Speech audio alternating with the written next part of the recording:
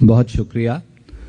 इससे पहले कि मैं अनुरोध करूं राहुल जी और प्रियंका जी को कि वो इस दस्तावेज का अनावरण करें, हमारे प्रदेश कांग्रेस कमेटी के जुझारू अध्यक्ष लल्लू जी हमारे बीच में नहीं, क्योंकि वो रास्ते में फॉग के अंदर हैं। मुझे उम्मीद है कि या वो लेट तक पहुंच जाएंगे, नहीं तो उन्होंने मुझे विशेष तौर से दूरभाष पर ये कहा कि मैं आपके समक्ष भी और प्रियंका जी राहुल जी को भी ये बताऊं कि वो बहुत कीन थे और आज आना चाहते थे, पर क्योंकि रास्ते में वेदर खराब है तो वो पहुंच नहीं पाए।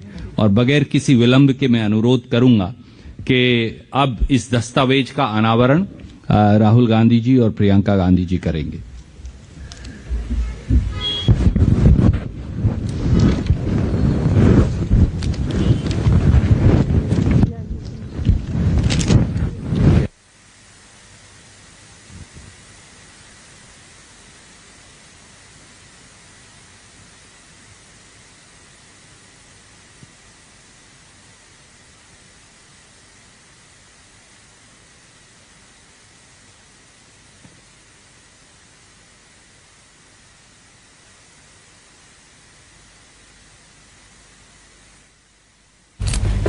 तो कांग्रेस का यूथ घोषणा पत्र जारी करते हुए राहुल और प्रियंका, तस्वीरों में आप देख सकते हैं प्रेस कॉन्फ्रेंस आज है दोनों का, और दोनों भाई बहन बहुत ही खुशी जताते हुए इस मैनिफेस्टो को जारी कर रहे हैं।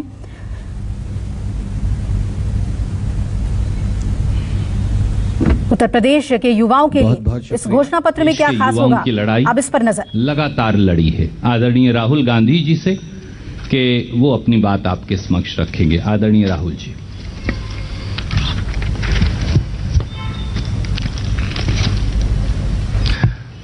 नमस्कार, आप सबका बहुत बहुत स्वागत। कांग्रेस पार्टी के जो हमारे नेता स्टेज पे हैं, साइड पे बैठे हैं, आप सबका भी बहुत बहुत स्वागत। यूपी में चुनाव है और देश की और उत्तर प्रदेश की समस्या हिंदुस्तान के हर युवा को मालूम है। कांग्रेस पार्टी आज यहां उत्तर प्रदेश का युवा मैनिफेस्टो रिलीज कर रही है। सोच ये है कि यूपी के युवा का जो भविष्य है उसके लिए कांग्रेस पार्टी के खोखले शब्द नहीं मगर एक स्ट्रेटजी, रोजगार हम आपको कैसे दिलवाएंगे, किस प्रकार हम आपको रोजगार दिलवाएंगे। ये नहीं कि हम आपको कह दें कि भाई हम आपको 10 लाख, 20 लाख, 30 लाख, 40 लाख रोजगार देंगे, मगर कैसे देंगे, ये इस मैनिफेस्टो में हमने लिखा है। और ये मैनिफेस्टो सिर्फ कांग्रेस पार्टी की आवाज नहीं है। इस मैनिफेस्टो को बनाने के लिए कांग्रेस पार्टी ने यूपी के युवाओं से बात की है, मीटिंग्स की हैं, और जो उनके विचार हैं वो हमने इस मैनिफेस्टो में डाले हैं। उत्तर प्रदेश में हर रोज, हर 24 घंटे तकरीबन 880 युवा रोजगार खोते हैं। बीजेपी के पिछले 5 सालों में तकरीबन 16 लाख युवाओं ने रोजगार खोया है। आपको याद होगा प्रधानमंत्री ने कहा कि हम आपको 2 करोड़ साल के रोजगार देंगे। सच्चाई पूरे देश को दिख रही है। क्यों हो रहा है? क्योंकि देश का पूरा धन 2-3 बड़े उद्योगपतियों के हाथ दिया जा रहा है। यूपी में चुनाव है और यूपी के युवाओं को एक नए विजन की जरूरत है, और कांग्रेस पार्टी, सिर्फ कांग्रेस पार्टी उत्तर प्रदेश को यह विजन दे सकती है। हम नफरत नहीं फैलाते हैं, हम लोगों को जोड़ने का काम करते हैं, और जो युवाओं में कॉन्फिडेंस है जो युवाओं में शक्ति है, उस शक्ति के साथ हम एक नया उत्तर प्रदेश बनाना चाहते हैं। तो ये हमारा लक्ष्य है। मैं यूपी की टीम को, प्रियंका जी को, मोना जी को, लल्लू जी को और हमारे बाकी जो कार्यकर्ता हैं और जो नेता हैं, उनको दिल से धन्यवाद करना चाहता हूं कि आप पूरे दम से लड़ाई लड़ रहे हैं, विचारधारा की लड़ाई लड़ रहे हैं और आप उत्तर प्रदेश की भविष्य की लड़ाई लड़ रहे हैं। धन्यवाद। बहुत बहुत शुक्रिया राहुल जी। मैं अनुरोध करूंगा प्रियंका जी से कि वो दृष्टि, वो सोच, वो रास्ता जो आपने गठित किया है उसकी चर्चा आपसे करेंगी। नमस्कार, आप सबका बहुत बहुत स्वागत। जैसे राहुल जी ने कहा, ये जो भर्ती विधान है, इसको बनाने के लिए हमारे नेताओं ने, हमारे कार्यकर्ताओं ने उत्तर प्रदेश के ज़िले ज़िले में युवाओं से बात की, उनसे समझने की कोशिश की कि आपकी सबसे बड़ी समस्याएं क्या हैं, आपके दुख क्या हैं, किस तरह से हम आपके लिए एक उज्जवल भविष्य बना सकते हैं। उन्हीं चर्चाओं में से निकला हुआ जो सार था, जो मुद्दे थे, वो इस भर्ती विधान में है। इसे भर्ती विधान इसलिए कहलाया गया क्योंकि सबसे बड़ी समस्या भर्ती की ही है उत्तर प्रदेश में। जहां जहां हम गए हैं, जिन नौजवानों से बात की है, उनकी पीड़ा बाहर आई है। उन्होंने, वो दुखी हैं, त्रस्त हैं, क्वालिफाइड हैं, नौकरियां नहीं मिलती, बड़ी बड़ी घोषणाएं होती हैं, रोजगार नहीं दिए जाते। कोई कहता है 25 लाख नौकरियां दिलवाएंगे, कोई कहता है 20 लाख, लेकिन उनको कभी ये नहीं समझाया जाता कि ये कैसे होगा, किस तरह से ये रोजगार आपके लिए बनाए जाएंगे। हमारा ये प्रयास रहा है कि जो नौजवानों की समस्याएं हैं, वो सब इसी भर्ती विधान में उनको सुलझाने का एक हमने खाका तैयार किया है। तो इसमें जिस तरह से, मैं इसके कुछ डिटेल्स आपको अब दूंगी, जिस तरह से रोजगार की समस्या है, हम कह रहे हैं, कांग्रेस पार्टी ने घोषणा की है कि हम 20 लाख रोजगार दिलवाएंगे, जिसमें से 8 लाख रोजगार जो आरक्षण के प्रावधान हैं उनके तहत ही महिलाओं को भी मिलेंगे। अब ये कैसे मिलेंगे, ये हमने यहाँ कहा है। हमें मालूम है कि रोजगार के विषय में और खास तौर से भर्ती के विषय में जो परीक्षाएं होती हैं, उनका जो तरीका है, जिस तरह से उनको किया जा रहा है, जितने घोटाले हैं, जिस तरह से पेपर लीक किए जाते हैं, जिस तरह से परीक्षा देने के बाद वो परीक्षा रद्द की जाती है, इससे बहुत ही पीड़ा है नौजवानों में। इसीलिए एक पूरा सेक्शन इस भर्ती विधान में हमने डेडिकेट किया है, इसलिए कि किस तरह से ये परीक्षाएं जो हैं, इनमें जो समस्याएं आ रही हैं, जो घोटाले होने, इनको दूर हम किस तरह से, इसीलिए एक पूरा सेक्शन इस भर्ती विधान में हमने डेडिकेट किया है, इसलिए कि किस तरह से ये परीक्षाएं जो हैं, इनमें जो समस्याएं आ रही हैं, जो घोटाले होने, इनको दूर हम किस तरह से करेंगे। तो भरोसा जो टूट गया है नौजवानों का सरकार में और इस बात में कि उनको रोजगार मिलेगा, उसको हम किस तरह से अब दोबारा निभा पाएं। इस विधान में भविष्य निर्माण के लिए, कि अगर कोई युवा अपना बिजनेस शुरू करना चाहता है, छोटा मोटा काम करना चाहता है, उसका कुछ कोई हुनर है, उसको कैसे हम बढ़ावा दें, उसको कैसे हम मदद करें, उसका समर्थन कैसे करें, वो भी इसमें एक अलग सेक्शन में है। एक और सेक्शन है भागीदारी। आपको मालूम होगा कि कुछ सालों से उत्तर प्रदेश के विश्वविद्यालय में चुनाव नहीं होते और पूरी तरह से जो भागीदारी है युवाओं की, वो नहीं हो रही है। तो इन सब को बातों को एड्रेस करते हुए ये सेक्शन है। और एक आखिरी सेक्शन है जिसमें भलाई की बात की है, जिसमें हमने जो नौजवानों की स्वास्थ्य की समस्याएं हैं और जो रिक्रिएशन की समस्याएं हैं, उनको हमने एड्रेस किया है। इनके कुछ डिटेल मैं आपको देना चाह रही हूं। उत्तर प्रदेश में 7 करोड़ युवाओं की आकांक्षाओं का ये दस्तावेज है। इसमें हमने जैसे कहा कि 20 लाख सरकारी नौकरियां आरक्षण प्रावधानों का पालन करते हुए हम दिलवाएंगे। इसमें प्राथमिक विद्यालयों में 1.5 लाख शिक्षकों की भर्ती है, जो खाली हैं, पद खाली हैं, उनको भरा जाएगा। माध्यमिक में 38,000 शिक्षकों के पद खाली हैं, उनको भरा जाएगा। उच्च शिक्षा में 8,000 शिक्षकों के पद खाली हैं, इन्हें भरा जाएगा। डॉक्टरों के 6,000 पद खाली हैं, इनको भरा जाएगा। पुलिस विभाग में 1 लाख पद रिक्त हैं, इन्हें भी भरा जाएगा।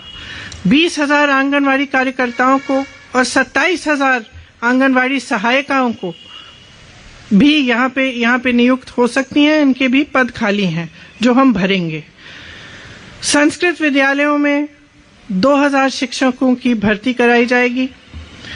रुकी हुई जो भर्तियां हैं, 32,000 फिजिकल एजुकेशन की जो शिक्षक हैं उनकी भर्ती, 4,000 उर्दू के शिक्षक, 12,460 शिक्षक भर्ती जो पूरी नहीं की गई हैं, इन्हें पूरा किया जाएगा।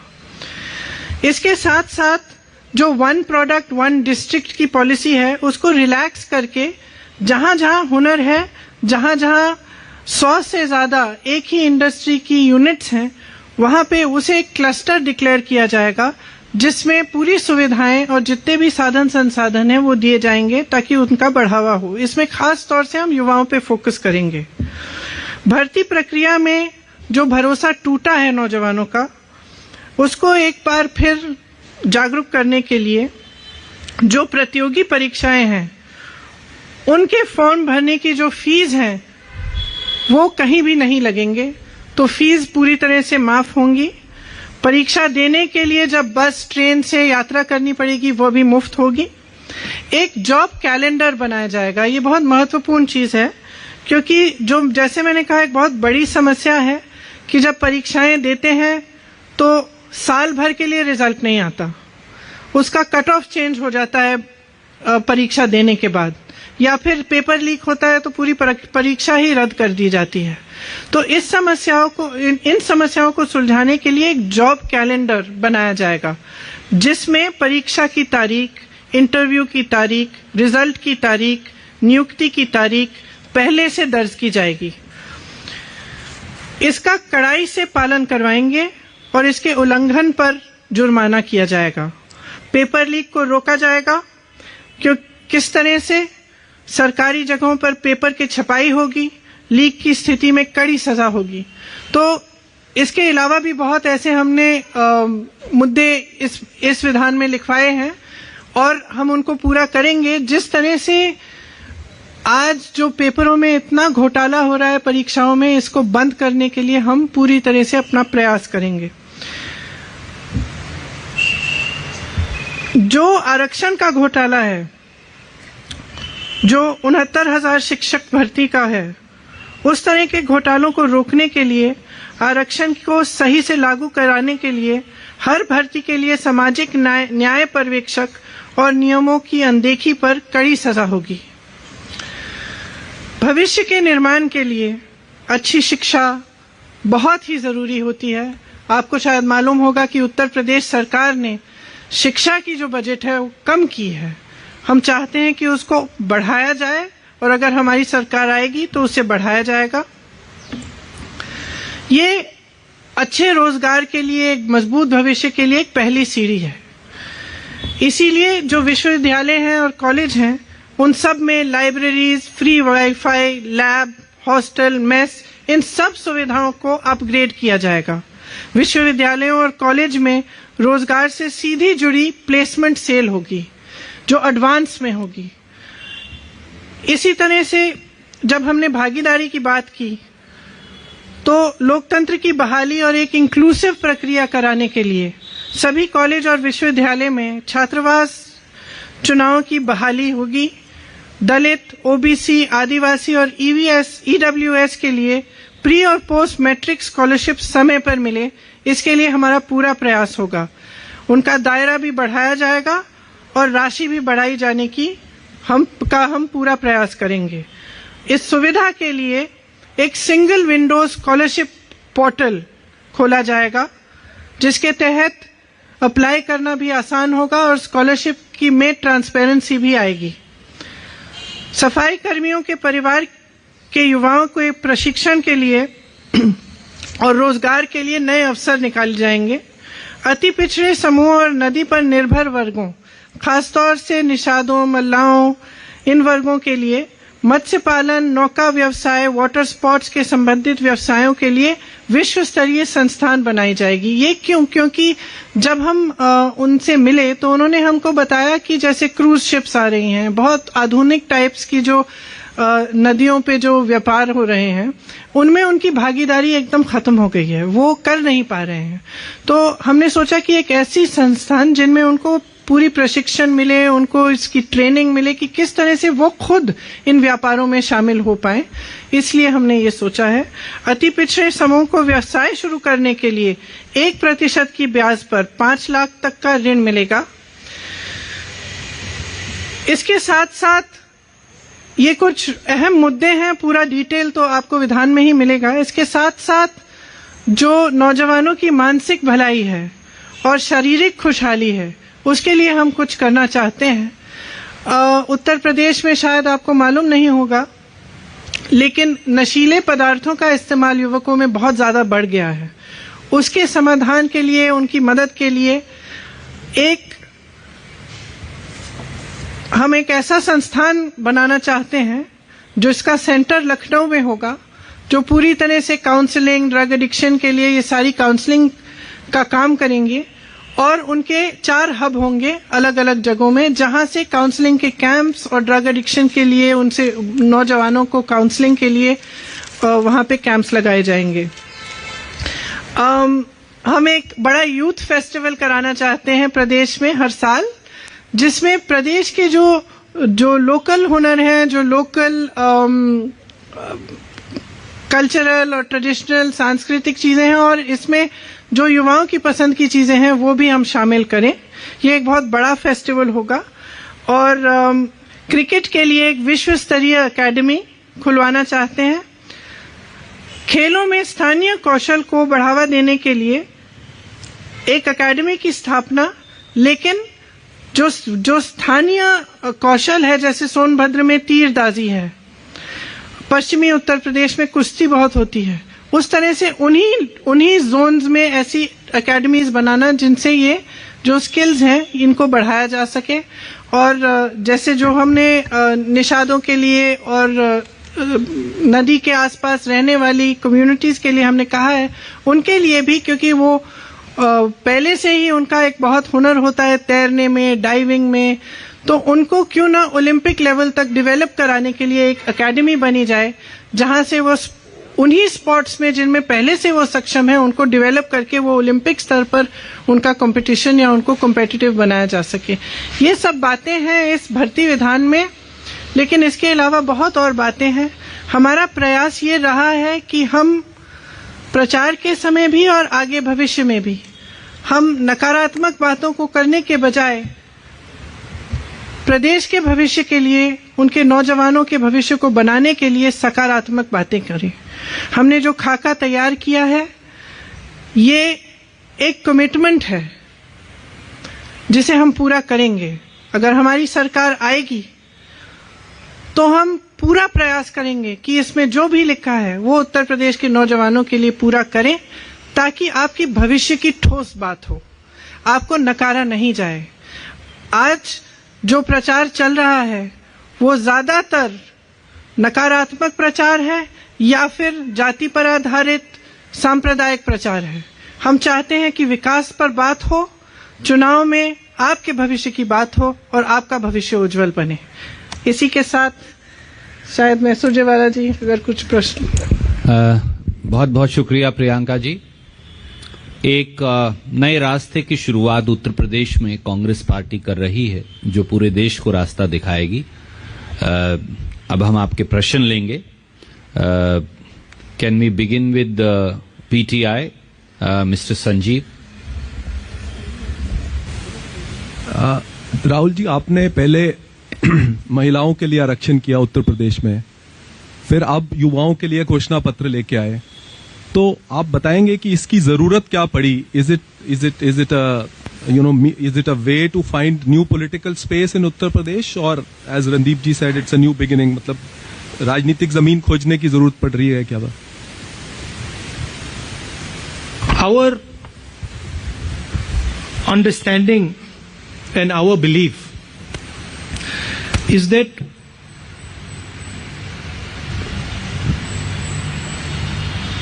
India requires a new vision. The vision that was proposed by the BJP in 2014 has completely failed. It's a disaster. And it is turning our demographic dividend into a demographic disaster. So, India requires a new vision going forward. And this is something that most youngsters would accept. Even people in the BJP, if you ask them, they will also say that something has gone very wrong. The vision that was committed has failed. Now, if you look at India and you want to propose a new vision to India, you have to start in Uttar Pradesh. Every state is important, but Uttar Pradesh occupies a weight that no other state occupies. So we are proposing a new way of doing things, a new imagination for Uttar Pradesh. Youngsters in Uttar Pradesh understand very well that the last 20-25 years have not really got them anything. Uttar Pradesh, which used to lead the country in jobs, in fact, if you think about it, Uttar Pradesh was the center of the resistance to the British. Uttar Pradesh was where the constitution, where these very far-reaching ideas came from. And so it is a step towards providing a vision for the country, and we understand that this has to begin in Uttar Pradesh. Hindi में बोल दो? देखिए, हिंदुस्तान को जो नरेंद्र मोदी ने vision दिया था 2014 में, वो विजन फेल हो गया है. जो हिंदुस्तान की सबसे बड़ी स्ट्रेंथ है, हमारे युवा, जिसको डेमोग्राफिक डिविडेंड कहते हैं.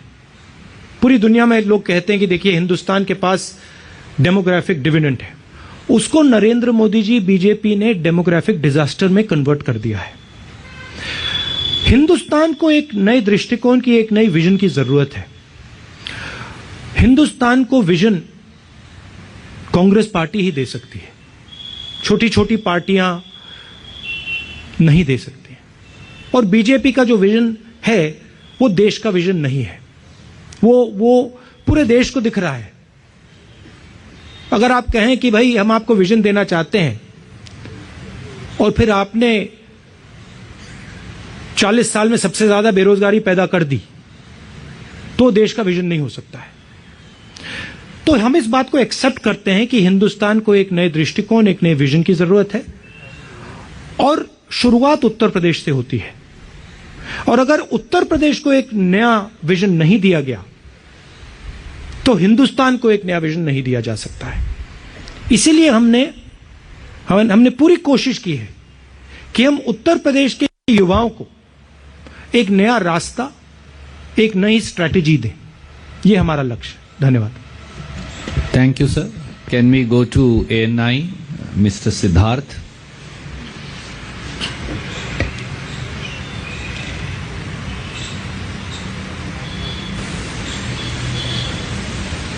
माइक ऑन कर दीजिए प्लीज. हेलो.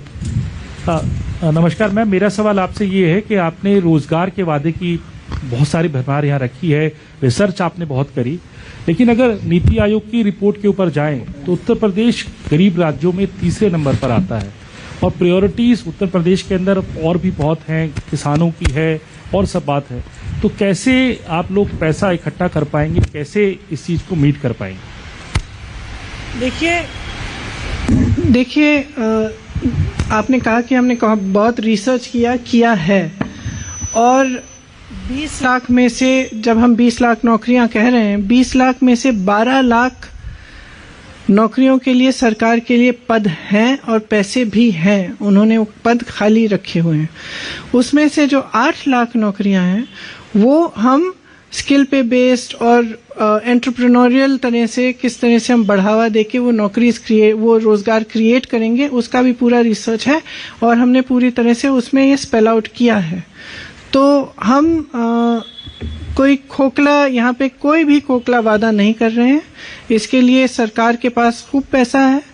सरकार की जब नीति सही होती है तो जो सरकार के पास सुविधाएं हैं और जो सरकार के पास साधन हैं वो सही चीज के लिए इस्तेमाल किए जाते हैं। आज उत्तर प्रदेश में असलियत ये है कि अगर आप विज्ञापन देखेंगे और आप देखेंगे कि योगी जी अपना विज्ञापन कितना करते हैं, चाहे दिल्ली में चाहे उत्तर प्रदेश में, शायद ही उसकी जो बजट है कुछ और चीजों से ज्यादा है जिसमें हमारा ध्यान होना चाहिए। जैसे अगर हम सेहत को लें, हम शिक्षा को लें, इनमें कम क्यों किया गया है बजट? क्योंकि आपका ध्यान कहीं और है और आप उस वजह से आपके पास सुविधाएं नहीं है, आपके पास, आप कहते हैं कि पैसा नहीं है, साधन नहीं है कंप्लीट करने का। एक्चुअली सच्चाई है कि है, आप करना नहीं चाहते। तो हम कांग्रेस पार्टी में ये कह रहे हैं कि हम करना चाहते हैं, हमारी सरकार आएगी तो सही चीजों पे फोकस होगा और जो सरकार के पास फंड्स हैं, जो सरकार के पास साधन है, वो पूरी तरह से रोजगार देने में, किसानों की मदद में, लोगों की शिक्षा में, सेहत में लगाई जाएंगी। Thank you, ma'am. Can we go to the third agency, Anjali from UNI?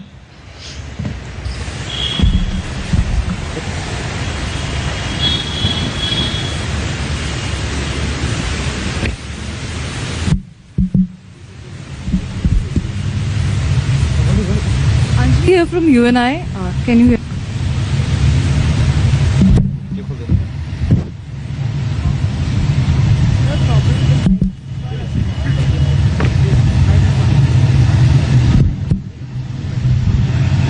Hello. Yeah. Ma'am, my question is, right now you all talked about a new vision for Uttar Pradesh, a new vision for the country. The kind of situation that is arising in the polls, everyone is looking at Uttar Pradesh with very keen interest what is going to happen, because somewhere everyone is expecting it will also show us what will happen in the next Lok Sabha elections. So my question here is to give this new vision, to bring this new vision, as Mr. Rahul Gandhi just said that smaller parties cannot bring this vision. Congress has to be there. So in case after the polls there's a hung assembly in Uttar Pradesh or whatever. Can you speak a little louder? Yeah. Sorry, because of the traffic, the noise. Yeah. My question is that in a post-poll scenario, would you look at tying up with other opposition parties if there's an opportunity, so that this vision that you're talking about can be brought into reality?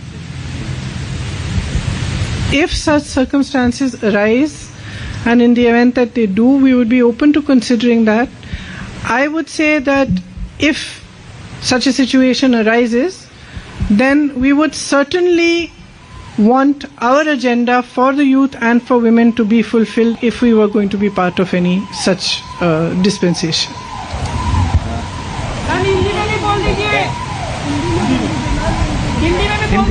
ठीक है।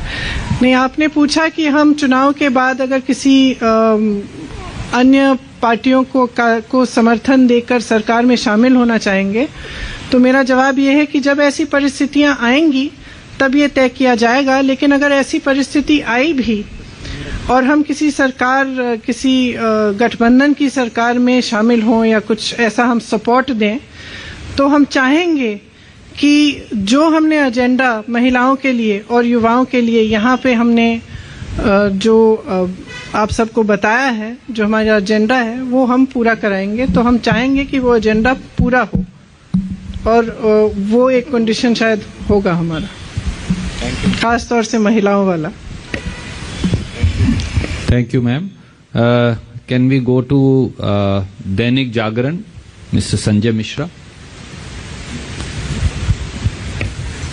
प्रियंका जी, उत्तर प्रदेश में नौकरी पाना वाकई इस समय बहुत मुश्किल है, खास करके कई बार पेपर लीक हो जाते हैं, परीक्षा रद्द हो जाती है। आपने बताया कि अभी विधान लॉन्च किया है, तो क्या आप लोगों ने ये पहले किसी कांग्रेस शासित राज्य में प्रयोग करना मुनासिब नहीं समझा, ताकि एक और आप यूपी को दिखा सकते थे कि हम एक करके एक साक्ष्य दिखा सकते थे। दूसरा सवाल इसी से आप ही से जुड़ा है। आपने, राहुल जी ने कहा कि यूपी एक नई दृष्टि देगी और नया आयाम लेंगे, तो क्या प्रियंका जी नया आयाम देने के लिए नेतृत्व भी नया होना चाहिए? तो दो लोग जो सत्ता के वहां दावेदार हैं वो चुनाव लड़ रहे हैं, तो आप नया आयाम देने के लिए क्या चुनाव लड़ेंगी यूपी में अभी, और कहां से लड़ेंगी? अगर ये तय होगा और जब तय होगा तो आपको पता चल जाएगा। अभी तक ये हमने तय नहीं किया है। आपने जो कांग्रेस के प्रदेशों के बारे में आपने जो मुद्दा उठाया, अगर आप कांग्रेस के प्रदेश के रिकॉर्ड देखेंगे तो आप उत्तर प्रदेश से कहीं बेहतर हैं रोजगार में, और ये प्रयास किए गए हैं कांग्रेस के प्रदेशों में। और कई ऐसी चीजें हैं जो हमने भी अपने विधान में, चाहे वो युवा विधान हो, भर्ती विधान हो, चाहे वो शक्ति विधान हो महिलाओं के लिए, कई ऐसी चीजें हैं जिनकी प्रेरणा हमारे अपने प्रदेशों से आई है। तो हमने ये प्रयास किए हैं, इसीलिए हम ठोस तरह से कह सकते हैं कि हम ये उत्तर प्रदेश में लागू कर पाएंगे। और इसके अलावा जो यूपीए की सरकारें नहीं हैं, इनका जो रोजगार का रिकॉर्ड है वो कहीं बेहतर था ये भाजपा की सरकार से। तो हम अनुभव, जो हमारी पार्टी में अनुभव है, उसको ही लेकर हम आगे बढ़ रहे हैं, और उन्हीं से हम प्रेरणा लेकर हमने ये विधान बनाए हैं। Thank you ma'am. Can I just say something? Yes sir. देखिए, रोजगार की बात पर, रोजगार कहां से पैदा होता है, कैसे बनता है,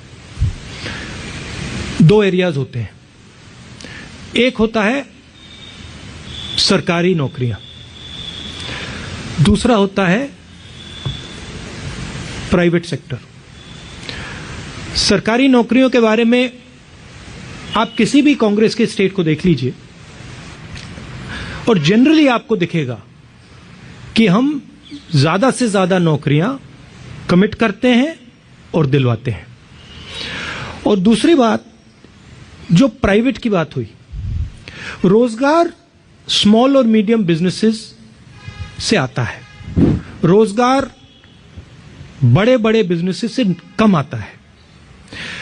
बीजेपी की स्ट्रेटेजी, और आप ये किसी भी दुकानदार से पूछ लीजिए, किसी भी ज्वेलर से पूछ लीजिए, किसी भी छोटे व्यापारी से पूछ लीजिए, बीजेपी की स्ट्रेटेजी छोटे व्यापारी को खत्म करने की है।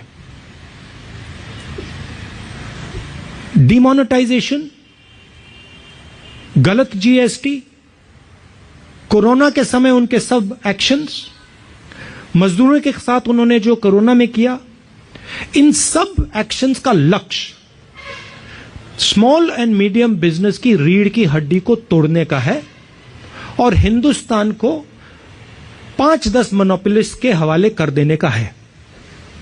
कांग्रेस पार्टी ये नहीं करती है। कांग्रेस पार्टी बैलेंस करके आगे बढ़ती है। हम छोटे व्यापारियों को, स्मॉल मीडियम बिजनेसेस की रक्षा करते हैं, उनके लिए इंसेंटिव्स क्रिएट करते हैं और उनसे रोजगार पैदा करते हैं, और जो लार्ज बिजनेसेस हैं उनकी भी हम मदद करते हैं। अब मैं यूपी का आपको उदाहरण देना चाहता हूं जो इनके मैनिफेस्टो में है। यहां पे अलग अलग क्लस्टर्स हैं,